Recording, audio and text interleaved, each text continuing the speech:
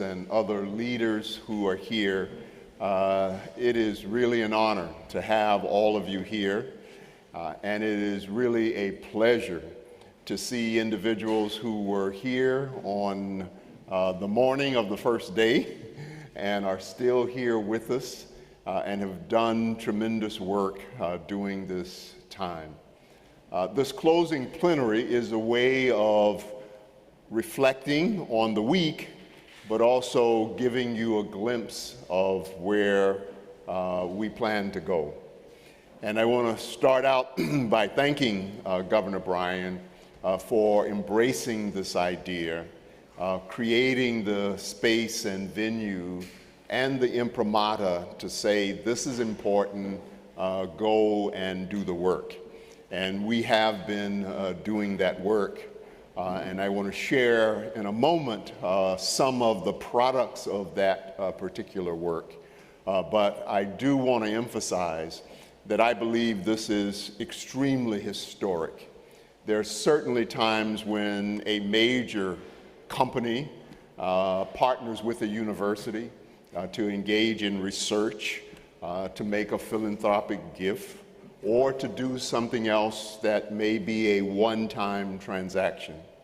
But I am not aware of a major company, a Fortune 500 company, partnering with the university and with the local government and touching just about every branch of that government in the development of a plan for the future, and not making it just a one-time transaction, but making a deep commitment to put into play, to put into action the things that grew out of that collaboration. This is extremely unique.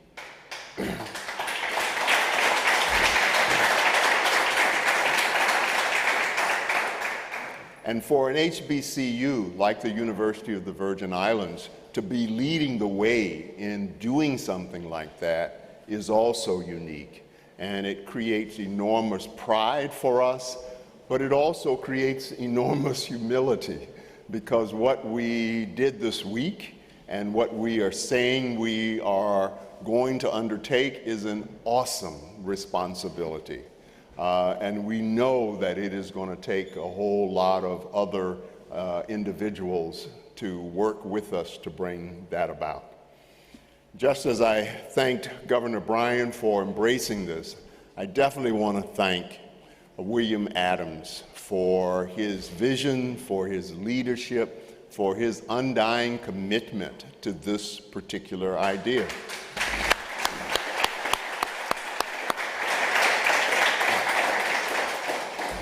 As I said in one of the earlier sessions, in my role as president, there are times where you get connections and people connecting you with others, and they don't always pan out. And you sometimes wonder, why did I spend this time on this phone with this person for all of this amount of time and nothing came out of it?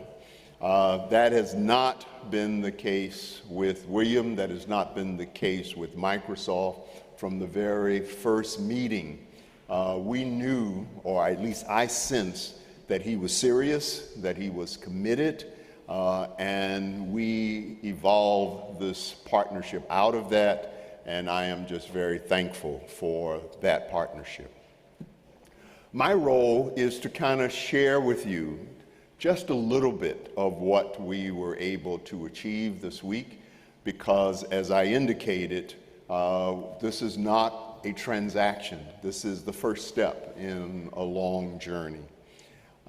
Time will not permit us to go over everything that we covered, but part of our focus was to ensure that with every agency that came in or every topic that we talked about, that we created what I have been calling a blueprint for the future.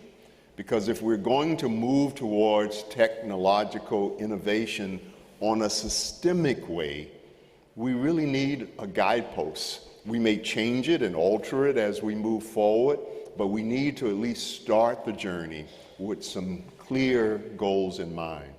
And that's what we've been able to do. And that document is something that I would label as a work in progress, and we will continue to refine it as we put some of these things into action and as we solidify the partnership. But we at least want to share some highlights of that. One of the things that William charged us to do in the very beginning after we were engaging on all of these robust discussions was, what is the vision?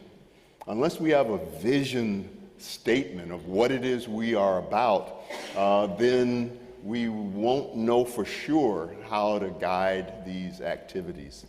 So during this week, Governor, we've spent some time at various junctures trying to develop a vision for the summit. We're not asking you to declare that this is the vision for the governor, but we're saying this summit has produced a vision for technological innovation that we want to embrace and work around. And so I want to share with you that vision, and then I want to share portions of this blueprint that we have been working on. So if we could put up the vision statement.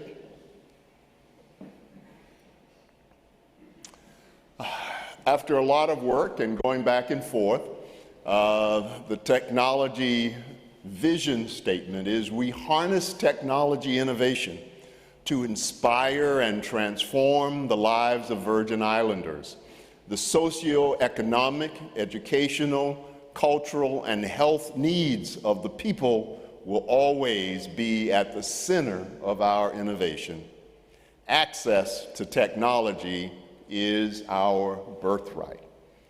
Contained in this statement are the aspirations of the individuals who came together and worked hard this week. Our goal is to not engage in technology innovation just for the sake of technology innovation. It is to impact the lives of individuals who live in this space during this time.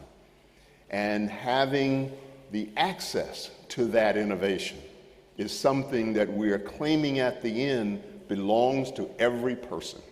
It is not something just for the rich, it is not just for companies, it is for everyone, and we must be striving to bring that about. So this is our anchor. If we could go a little into the document, we want to just share a little bit about this blueprint. Next page.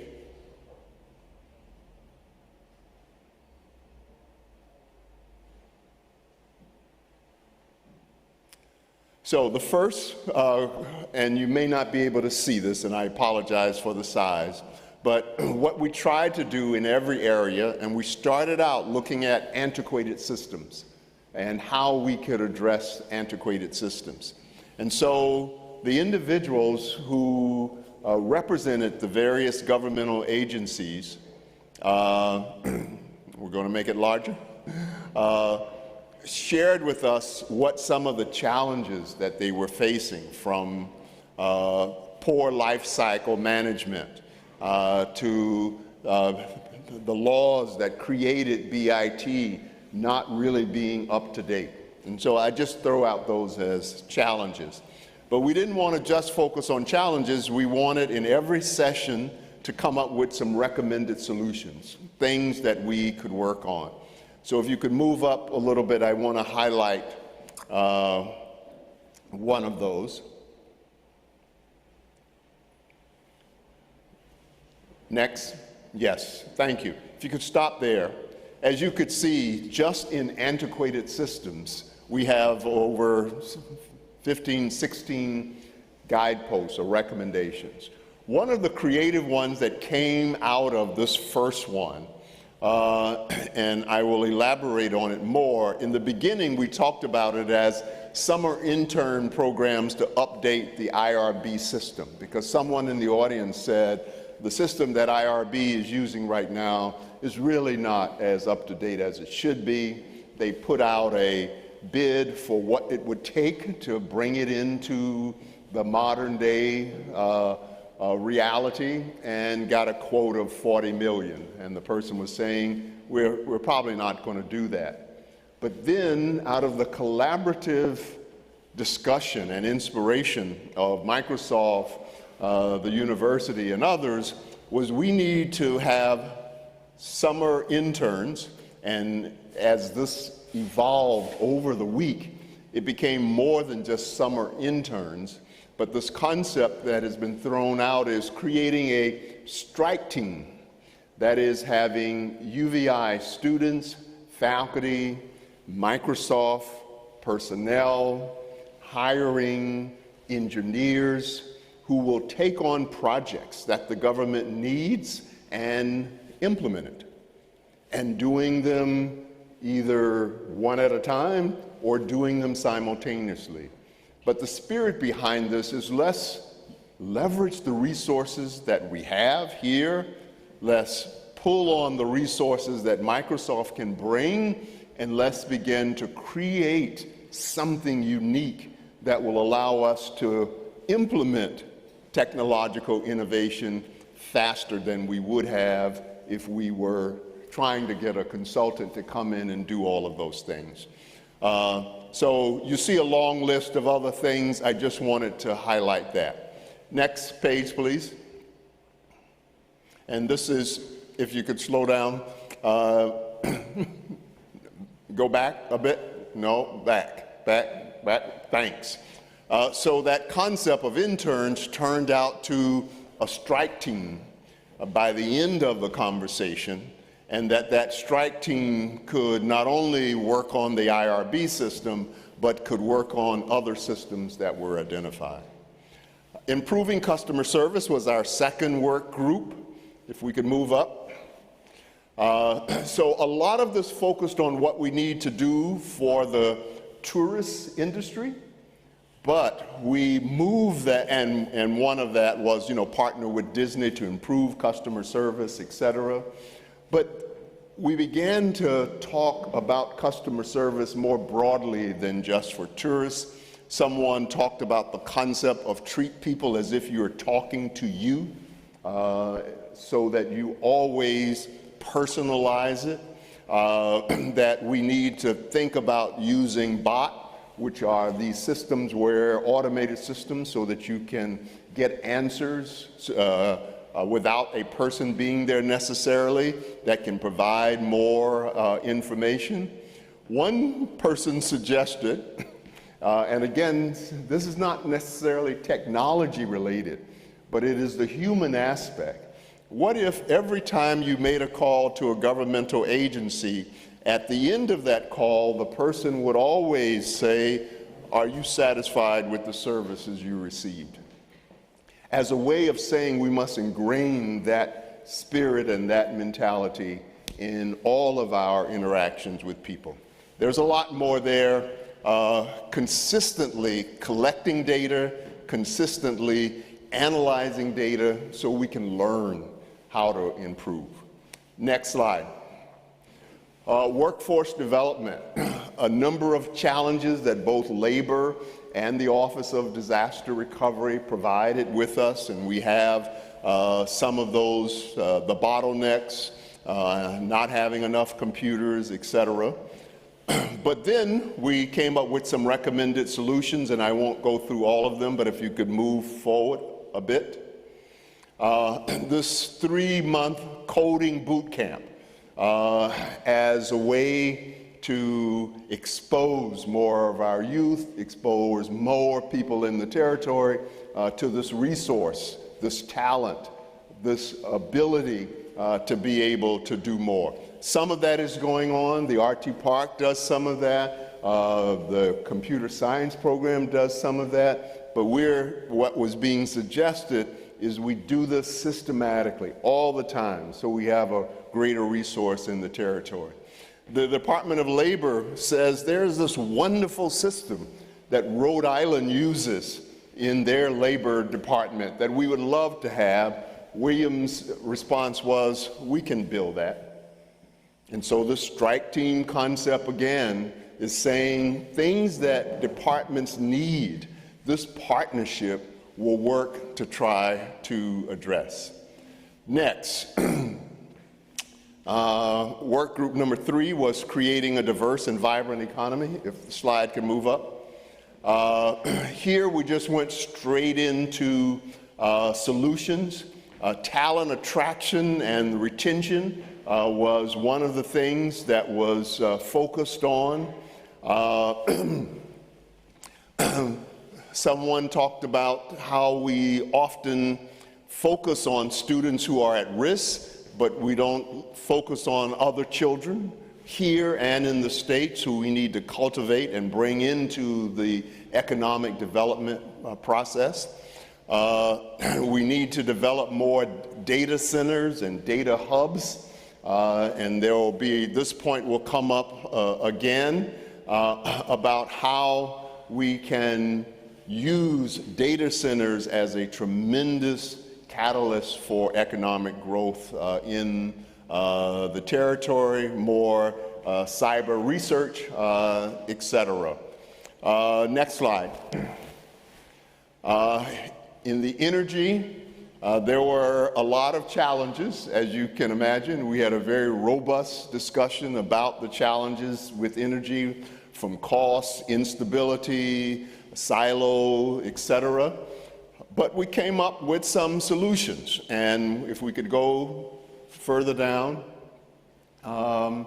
some of them are just very simple, such as LED lighting, but developing smart grids throughout the territory. One that may not be obvious but was proposed is having data centers and having them working and being powerful sources of economic development will increase consumption but lower costs, because you now have another entity that is paying for that production so that the costs for others in the territory can be less. Seek and obtain federal money in the energy area, and the argument was that having Microsoft as a partner gives us a greater leverage when we go after those federal dollars for energy. A lot here. Moving on. This was a very interesting topic. It was the one on the submarine fiber. And I want to say that the anchor from VINGN that was provided that day was very important. The challenge was the fact that we don't own the submarine cables and that we don't have an independent path to the mainland. And so the solutions were to implement Project Sailfish, this initiative, if you could go up a little bit, that was provided, of creating this connection to the VI from Virginia Beach, not too much, come back down a little bit, but also having this connection between New York and Virginia Beach and New York here. The notion was that it allows us to establish digital sovereignty, generate more revenue, and create more relevance for the Virgin Islands. But the second piece of that, which was shared, if you could go up a little bit, was the Diaspora Link initiative, so that we're not just looking at the connection between the mainland and the VI, but looking at the connection between VI and Africa. There's connections to Microsoft and all of that as well, but the whole notion was to create that type of infrastructure would really allow the territory to move forward in a dramatic way, because it provides the support to do a lot of those other things. Education was a very powerful discussion. Talked about some of the issues in regards to education and the challenges, but there were some solutions that came up about technology. And one of them I really want to focus on is this notion of introducing more virtual reality into the classroom. And this concept, and I think it may be a little lower down, of create education without a box by the creative use of technology. Provost McHale was making the point that what technology provides, and especially AR, is that a student here in the Virgin Islands should be able to walk through any museum in the nation or in the world. That a student at any point should be able to be exposed to just about every aspect of economic life, social life, cultural life, without ever leaving here. Of course, we want them to leave here and experience those things, but they should be able, or we should be able, to bring all of those experiences to their desks. And technology allows us to do that. Again, the strike team came up as another, you've gone beyond. So the next one was waste management. There's a lot of suggestions, some that weren't technology-based and didn't get much applause, which is charging residents by the pound of waste that they dispose of. But I decided I would put it here anyhow. But there was a lot about how we can reduce the amount of waste, but to have material recovery systems so we can engage in source separation and to make sure that we are putting things in the landfills that must go there and not putting everything there, and using technology to be able to do that. Micro businesses so that individuals can repair certain appliances so they don't throw them away. Automatic sorting systems, smart bins. The folks from Waste Management really felt that they need to make sure that they can track how much is in a particular bin so that they could be more efficient in the use of their employees, and being able to track using technology where trucks are. So again, efficiency is built into the operation. Solar-powered trash compactors, etc. Shaping the future with people at the center. This was one that wasn't so much focused on a particular technical area, but was more focused on the notion that whatever we do with technology, we have to make sure we are connecting with people, understanding them, and engaging them in the process. So one example, this whole notion, we had a wonderful presentation by one of the Microsoft representatives on the science of empathy, how powerful empathy is in the way we connect with individuals, customers, but also how powerful empathy is in regards to creating teams. I think the 5-to-1 ratio formula is here as well, about how teams that are working with each other and focusing more on appreciation and gratitude are much more productive than those teams that focus on constructive criticism. So a lot here is focusing on the people aspect of how technology can empower us. Agricultural productivity was a wonderful session. Automated farming, precision farming. We had a powerful presentation from FarmPod about what they're doing and how the productivity in the area of agriculture is so embedded in regards to technology. And how do we get that to the farmers? How do we get them to feel comfortable using it? We had a wonderful presentation about apps for farmers that are being used in Africa that are making them more efficient, allowing them to track what they're doing. How can we use drones to be a part of the agriculture productivity marketplace? So a lot of things here that time won't permit. Cybersecurity was a big focus yesterday, from things we already know about, such as Real ID and making sure that it is there. One of the things that has been emphasized is we're in this position where we cannot make every individual a security expert in our organizations.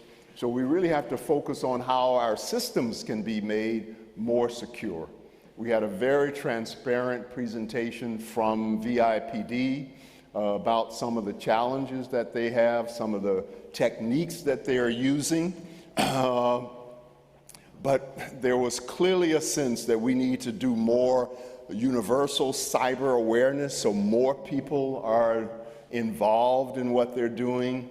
Citizens cyber self-defense courses need to be offered on a regular basis.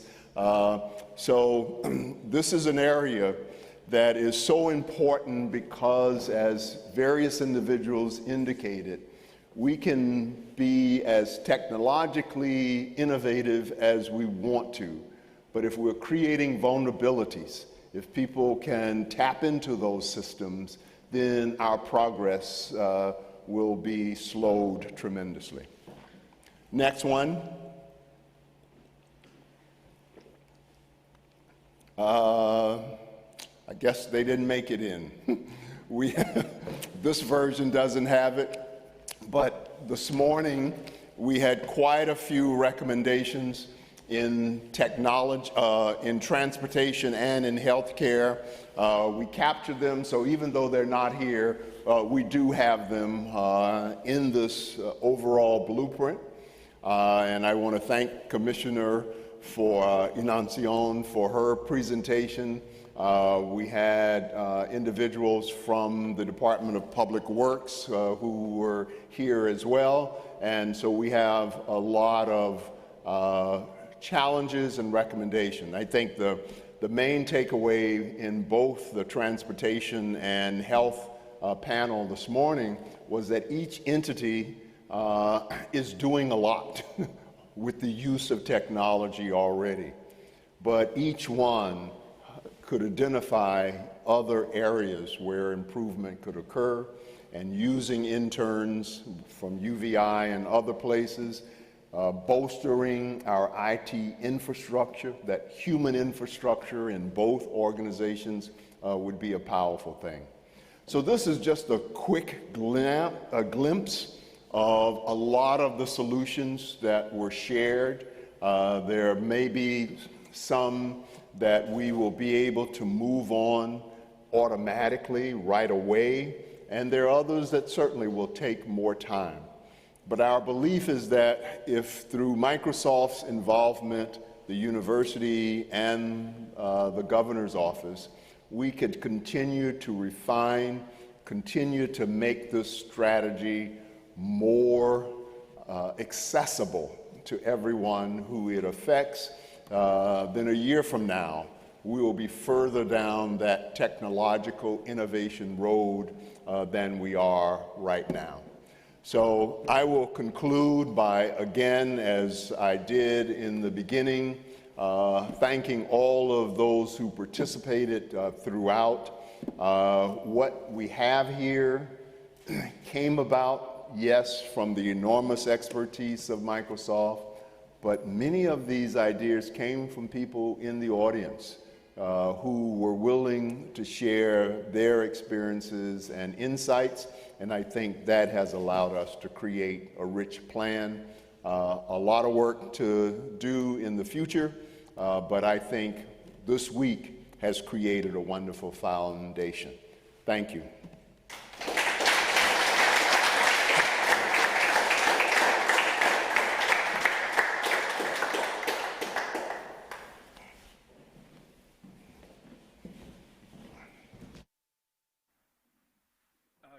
Can I get water?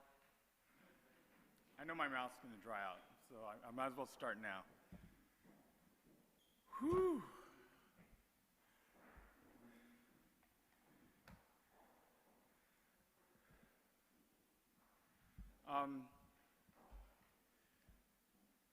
Usually when I give a talk, I just talk. But there was so much that's happened over the last few months here. I actually had to write down some notes so I wouldn't forget some stuff. First of all, I want to go through some thank yous. First, I'm going to thank my brother, Stephen Adams. We have been playmates, enemies, running mates, business partners for all my life. And we have schemed, planned, dreamed, implemented, failed for 40 years together. He has been trying to convince me to do something in the USVI for what, 15 years? And the entire time, no. And just over, since roughly November, December, it kind of dawned on me, it's like, oh, I get it. This is a tremendous opportunity. And so he convinced me that there was something here. Now, the way my brain works, which is a scary place to be, I think in terms of systems and architectures and stories. What I put into my brain was a story. And the story was this place, and in my mind it's the entire Caribbean, not just USVI, but this place is 40 million people that are intelligent and underutilized on the planet. That was the basic story. And then I started to put together a vision, an architecture, a building of, well, what could happen, right? So what I'm going to talk about is how that story has evolved and how it's going to continue to evolve over the next years. I want to thank Dr. Hall. He was the first one I was introduced to. My brother said, go talk to Dr. Hall. It's like, okay, we did the phone call. I'm sure, as he said, it was the skepticism. It's like, all right, who's this guy, the brother of some guy, and you know, you don't know what's going to come out of it. And I said, I'm the guy. And then I said, so we had that first phone call, and then I said, I'm going to be there in 2 weeks, right? And we're going to talk again. And I showed up, and we talked. And as we're walking down the stairs after that conversation, I said, no, I'm the guy. I'm that guy that makes those things happen, right? And he's like, okay. Yeah. So, and then I went back to California, and I called up some people and said, okay, so we're going to start working with them on this collaboration space, you know, go. And we started. So we've actually been working here for 2 months. And it's not work that anyone in this room sees except for the university folks. So I want to thank Dr. Hall. And immediately we said, well, we got to do something. We need to put on an event. And initially it was just, we initially said summer camp. You know, we're going to do some little training thing. But pretty soon it became apparent that we needed to do something much larger. It's not just a summer camp, one and done, and you know, thank you very much. So we said, oh, got to get the governor. Got to get the governor involved. How about we host a tech summit? Yeah. So then we connected with the governor. And he's like, okay, what do we need? Let's go, right? So I want to thank the governor for your involvement and and your spirit, right? You're just like, okay, man, yeah, sounds good, let's go.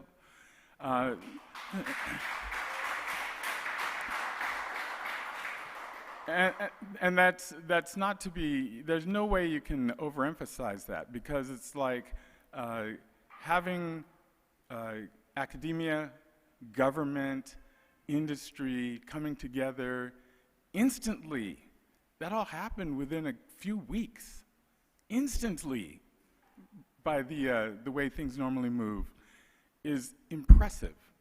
And it's in fact the basis upon which I then told my people at Microsoft, look, and here's the story I told Microsoft. There are very few places on the planet where you can combine academia, full access to government, diversity of geography, diversity of people and experiences, and get something done without a huge number of competitors already in the place. That's here, right? So of course Microsoft says, oh, well that's very interesting. So I want to thank my Microsoft colleagues because they're, well, some of them are sitting in the room, some of them are still at the university teaching. I told them, hey, there's this place over there, they have beaches and warm sun, we're gonna go transform it with them, working in community, are you interested? And they said, yeah, I'm in, sign me up. Even people who don't work for Microsoft are here. Same thing, yeah, I'm in, sign me up. This sounds, how could I pass this up? That sounds like an awesome story. I want in, right? So people are here because the story is compelling and the belief, and certainly there's belief in me, there's belief in the government, there's belief in lots of things, but there's such a, it's just so obvious. There's one person I told this story to, Ablade, we had him on the panel today, and he was like, oh, I get it, you're gonna do what you did in Africa. It's like, yep, mm-hmm. It's like, all right, sounds good. And there's another person I talked to, African, who I told him the story of the Caribbean. I said, there's 40 million people out there. And he said, I never thought of that. You know, I never thought of that. That's right, because the words that people associate with the Caribbean, word association for anyone in the United States who's not from here is Caribbean, tourism, poverty.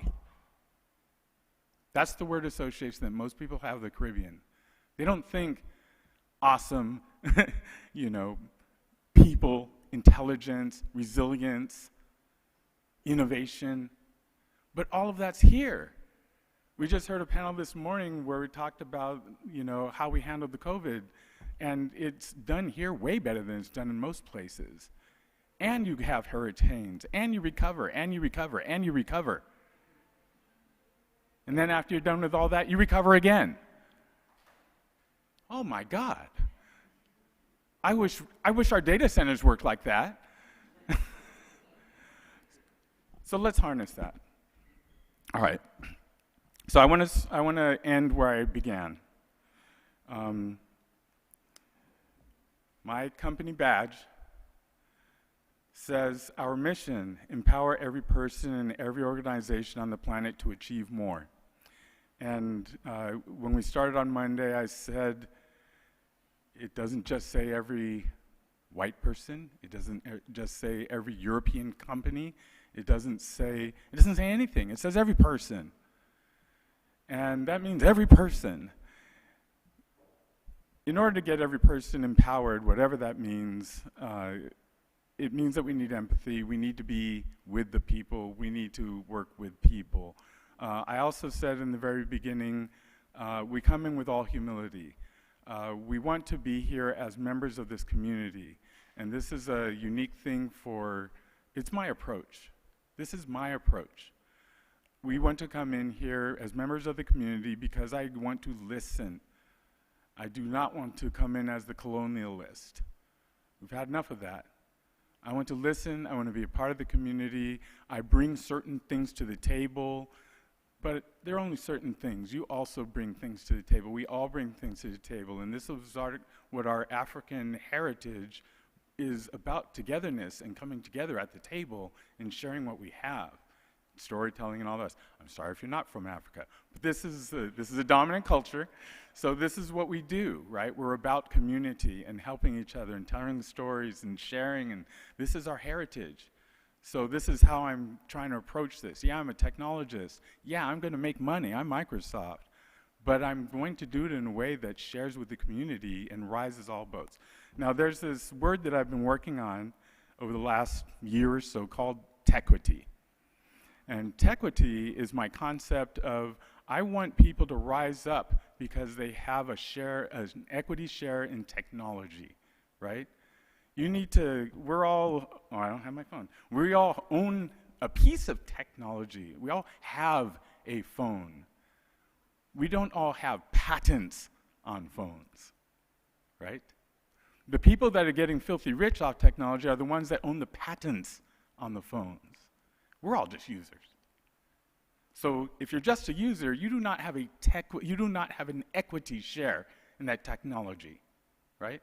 What I want to develop here, and not just here, but all over the place, is to say, well, you're inventive, you're innovative, you can actually create technology, you can actually own the patents, you can actually sell what you created, therefore you have an equity share in technology, and that's how you actually get a better seat at the table in the world, right?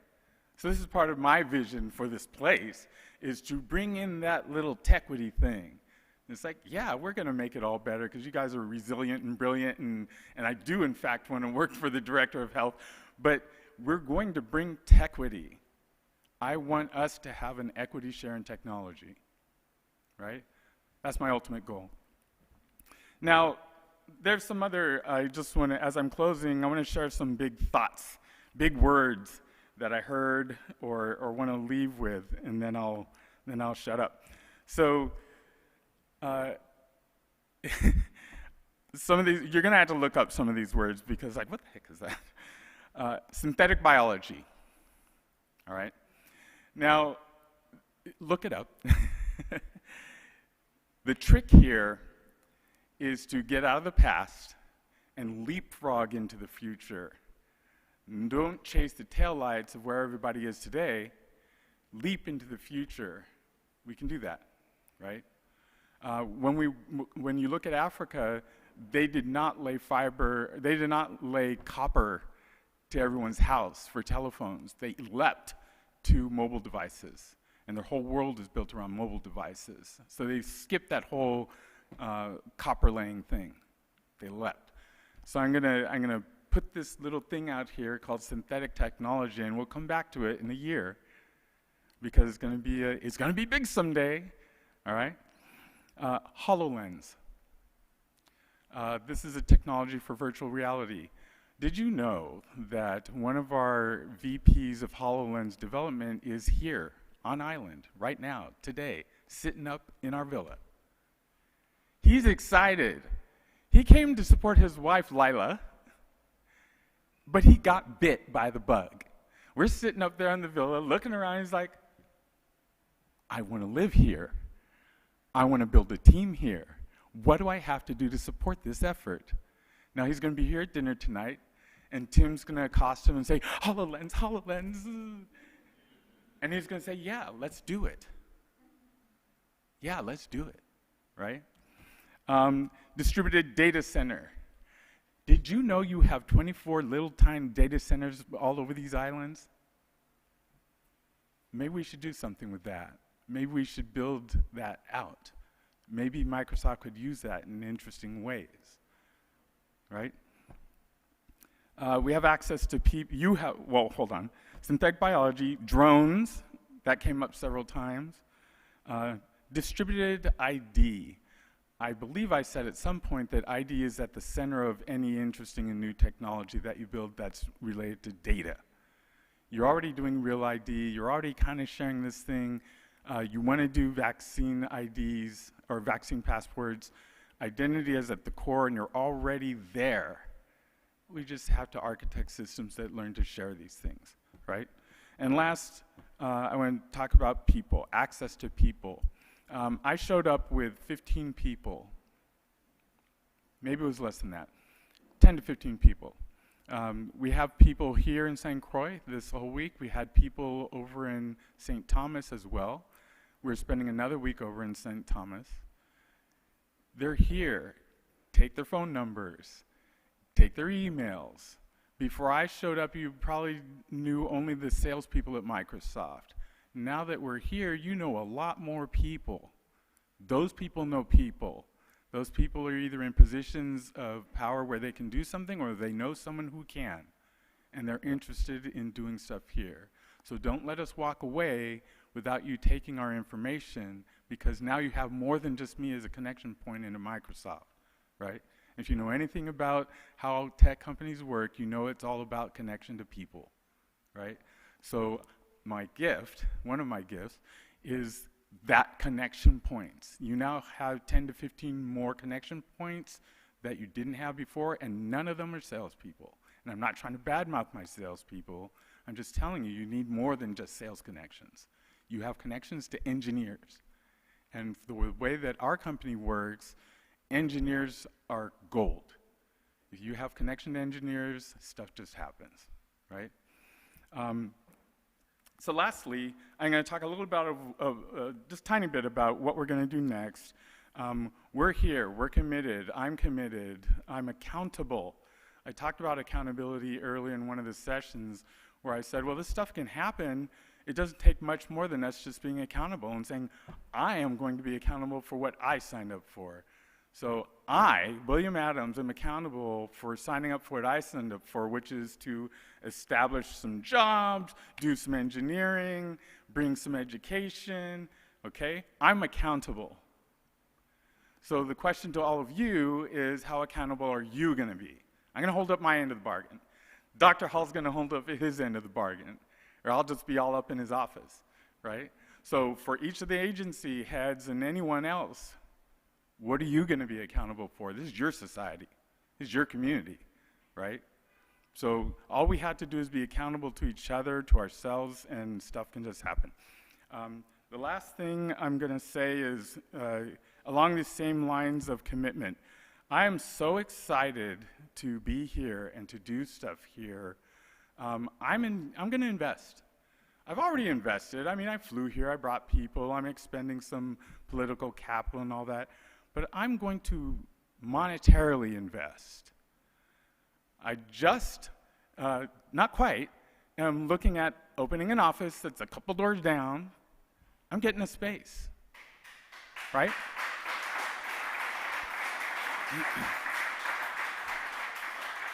Now, I want to be clear. This is me personally.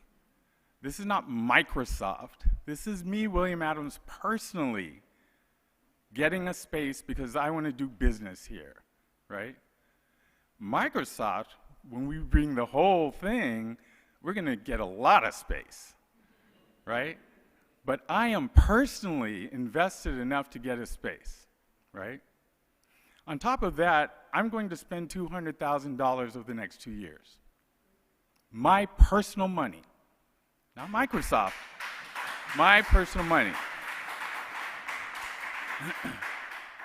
Why? Because, why not? Are you silly? I like aquaponics, you know, I like the ocean. I like all the opportunities. Now, I can't do anything that's in conflict with Microsoft, read the, you know, the fine print, blah, blah, blah. But I'm excited. I want to do something here. I want to be here. I may or may not move here permanently, but I'm excited to do something enough to spend my treasure to do something in this community. I hope you will have me. Thank you.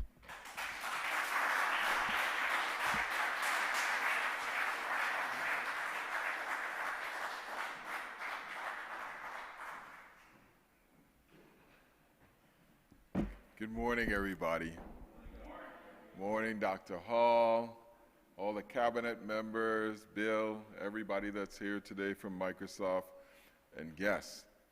I always, you know, speak last, so I never know what I'm going to say. And I'm always a person between you and lunch. Not a good place to be. But I'm really excited, you know. So anybody that knows me, I don't see Cindy in the crowd. I don't know if anybody here who knows me from labor, but I'm the kind of person, I've never met an idea that I don't like. Every single one will be like, let's do that, you know. And when Dr. Hall called me and said, you know, we have Microsoft here, I was like, wow, this is amazing. And he's like, we're going to do a summit. And, you know, Stephen is coming to me. He's like, my brother's going to come. And I'm like, okay, this is great. So we had the meeting. They called me up. Let's do it. And I always say, let's do it, rather than just do it, like Microsoft, you know? I was testing you. So I always say, let's do it, not just do it. Because let's is a group action. Just do it is all on you. And I said, let's do it. And we were off to the races. The next thing I know is like a week later, they're like, we have the summit put together. I was like, great, when is it? August? They were like, no, June. I was like, what? Not to be one to deter anybody. I was like, how are we going to get a summit done in like 2 weeks and get all these people there and all these people that I need? Next thing I know, there were invitations on my desk. So Monday when we started and people saw Dr. Hall come on, William, myself come on, people were calling me like, how come I ain't get an invitation?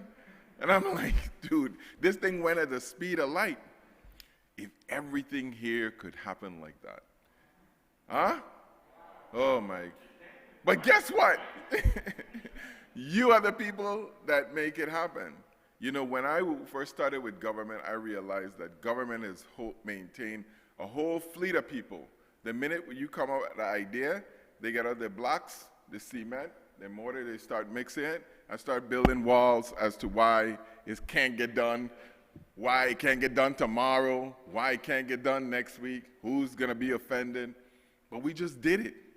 We got in the car and we started driving, and who wasn't in the car? Well, too bad, jump on, catch a ride. And when it happened, it wasn't perfect.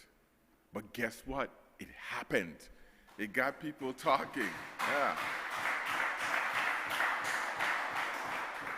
We keep waiting for perfection and to get everything right, and you know, you gotta have the right hors d'oeuvres, and nah, just put them all in government house, get them some damn coffee and go. Because it's not about the coffee, it's about the people. And you see, I learned a long time ago how innovation works. My only thing against remote working is that the synergy that is created when humans comes together in a space is amazing. It's an added extra that is more than the sum of the whole that gets people's minds together. And for a lot of people, it's like, oh my God, another sane human being that thinks the way that I do. I know some of you sit down in the meetings and sometimes and you wonder like, what the hell are these people talking about? The answer is so obvious. Everyone could see it. Why can't they see it? I don't want to be the person that speaks up because I don't want them to get on me.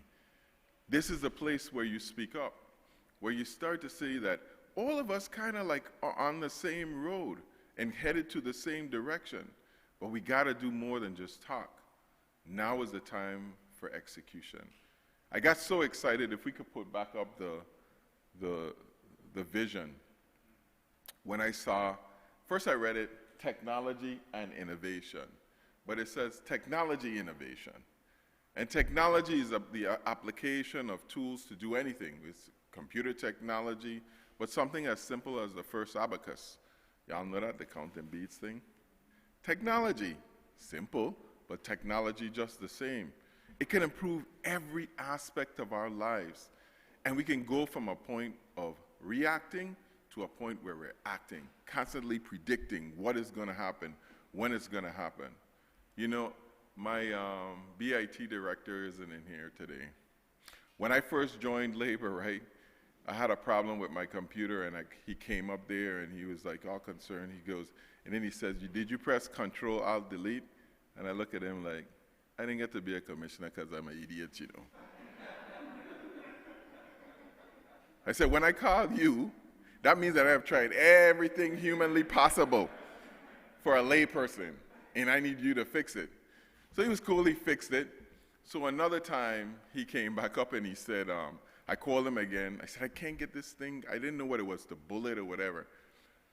I'd been trying for hours, you know, and he went down his office, he came back, told me what to do. Boom, it worked. I said, man, how did you figure that out? He's like, it's really cool. Look right here on the top here. It says help.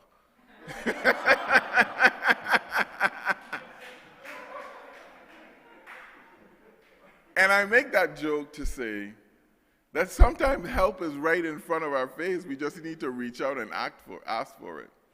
My new things to leaders are, if you dress like Superman or Superwoman and you fly around like Superman or Superwoman, People are going to treat you like you're Superman or Superwoman. They're not going to try to help you. They're not going to be akin to how you're feeling, and they're not going to feel sorry for you. Sometimes you have to tell people you need help. You need to access that button. And that's what we did when we reached out to Microsoft. And you see how much help came in, how many connections were made, how many new opportunities were done, just by asking for help. As West Indian people, culturally, we're taught to be independent. My dad used to tell me all the time, you're born alone, you're going to die alone, do it yourself. Some of those things we need to leave behind. It's nice to be strong, but it's also good to reach out to others for help. So today's lesson is, when you reach for help, help comes, and help comes in a massive way. The other lesson is from my BIT guy, again, Rupert, when I was at Labor. Around my 6th or 7th year, when I was at Labor, anybody who worked with me, they would hate when I go on vacation, because once my mind gets rested, I come back with like 1,000,000 new ideas, and I want all of them done. And around my 6th or 7th year, he said to me, Kamish, you're slowing down. He says, you haven't come up with anything new for us to do in a long time. And I looked at him and I said, you ever think that it's not that I have slowed down, but that you guys have sped up? That now you're anticipating all the things that are coming naturally to me, they're coming to you because we've trained you how to react and anticipate quickly. That's what we have to do as leaders. We have to constantly harass the people, and harass is a strong term, harass the people that we work with to adapt and change, because that's how the world is now. The world is not in a place where we may take years and months to make decisions. It is at a place where you move rapidly. That guy right there, Ruben Malloy, had told me one time, he said, when computers first came aboard, they thought that humans would be eliminated. But it didn't happen. And I asked him, I said, why do you think that is? And he said, because it made everything go faster. So long ago, if you wanted to write a letter to Dr. Hall to have a summit, you would call your secretary, she would come in, she would take stenography, shorthand. Nobody even know what that is anymore.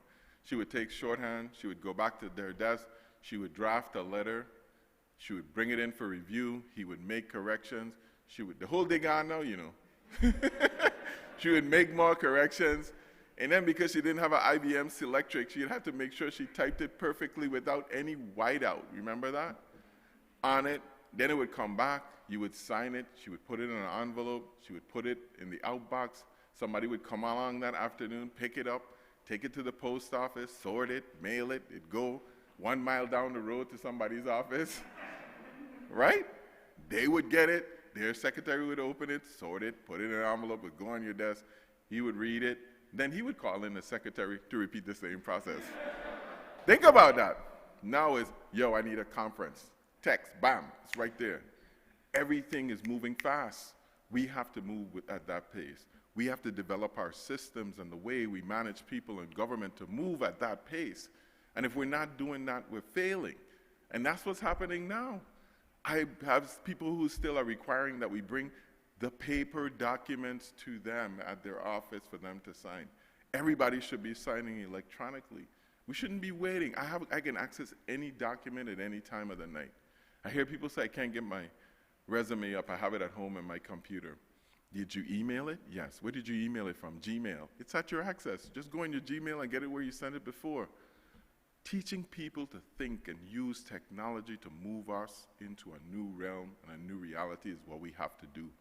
We are the leaders. I was shocked when the other day somebody called down to Public Work to find out if they had a plot. Their mother had bought a plot. And they had to look through the book. Like, why isn't that in Excel? I laughed when I saw these strike teams because there's so much information we could be digitizing, so many new tools that we can use, but we're not doing it. This is what this summit is about. This is why Microsoft came here. Because you found the answers within you, and you got the assistance in how to bring that into technology. Every day we're adding new systems, but none of them talk. So they're of no use to anybody outside your system. We can put it together. I know we can. This is a great start in technological innovation to inspire and transform the lives of Virgin Islanders. That's huge. If we do that, everything else will follow along, because it's just like a snowball. Once people take hold of that technology and kids learn that you can use a computer to do more things than kill 100 aliens on your Xbox, we will be moving forward. That's our goal and where we want to go. I want to thank each one of you, and especially William and his team. Let's give them a round of applause, please.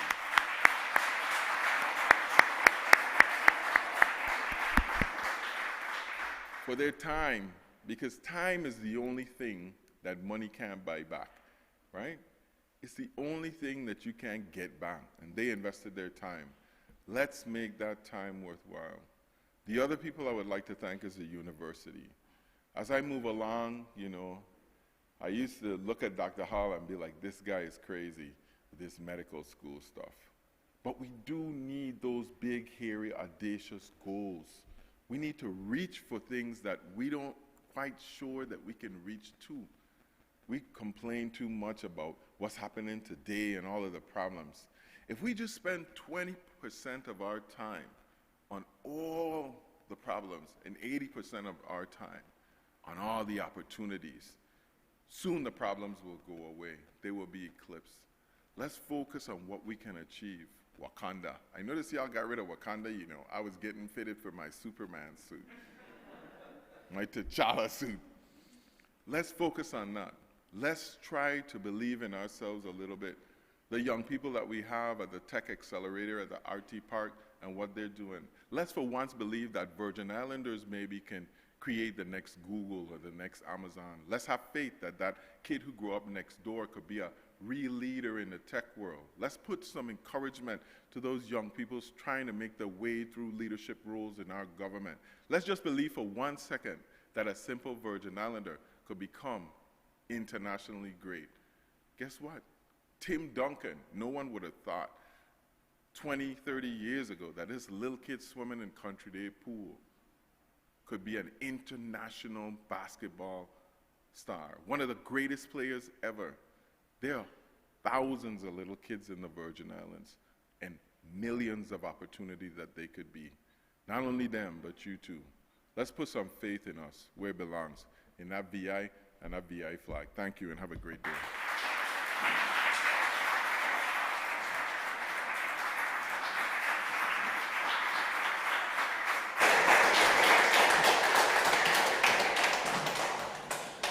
Thank you, Governor, for those inspiring words, and we are ready to close. However, as I said in the earlier session, and someone benefited from it, the best place to get gifts on St. Croix is at the UVI bookstore. And I wanted William to go away with a little taste of the excellence that exists at UVI. So I have a gift bag for you. I do want you to come up and receive it. You didn't even have to talk about the connection between transportation and health in order to get this one. Thank you. So a lot of goodies from UVI that you can use and take back. Less than $75 worth? Yes.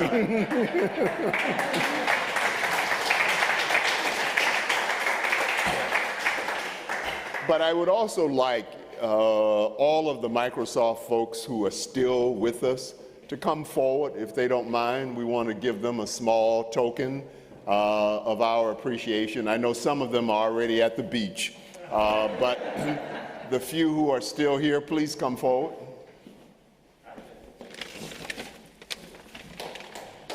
And let's give them a round of applause.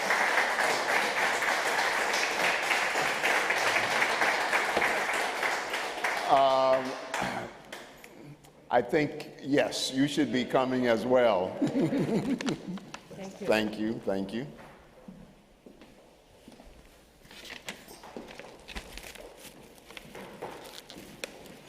And especially since you chided us to get rid of the plastic. We're working on the fountains, but here is at least the bottle. Thank you.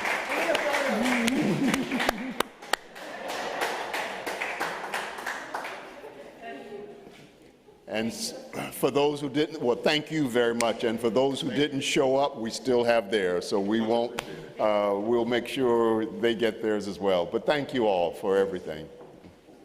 And finally, before, and Governor, we have to give you one, you know.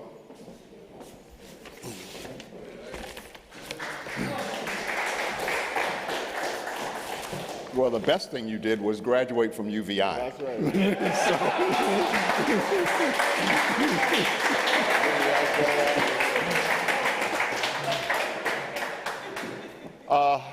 Thanks to all of you again. So many people in the background working at Government House has helped us to make this a very productive and seamless week, and as the governor said, with short notice. And we just want to thank them for their dedication, hard work, and hospitality. And on my side, the person who keeps me on track and keeps UVI moving in a wonderful way, our Director of Presidential Operations, who likes to always hide, but Ms. Una Dyer in the back has been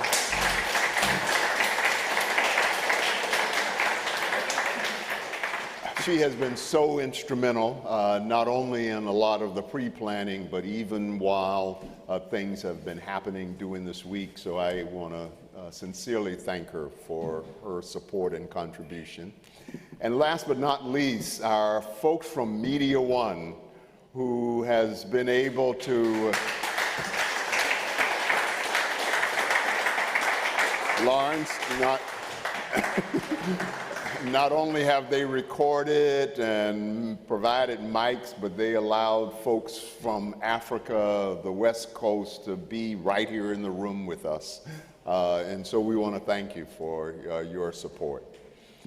William asked me to remind you that there is a dinner tonight at 7, and you are welcome to come. And Microsoft has been very generous throughout this week in making sure that we had their talent, insights, and experience, but they have also been very gracious in feeding us as well. And so we're looking forward to the dinner tonight and an opportunity to meet many of the folks who have been a part of this throughout the week. So if you can, please come. Thank you all. Thank you, Governor. Have a wonderful rest of the day, and happy Juneteenth again.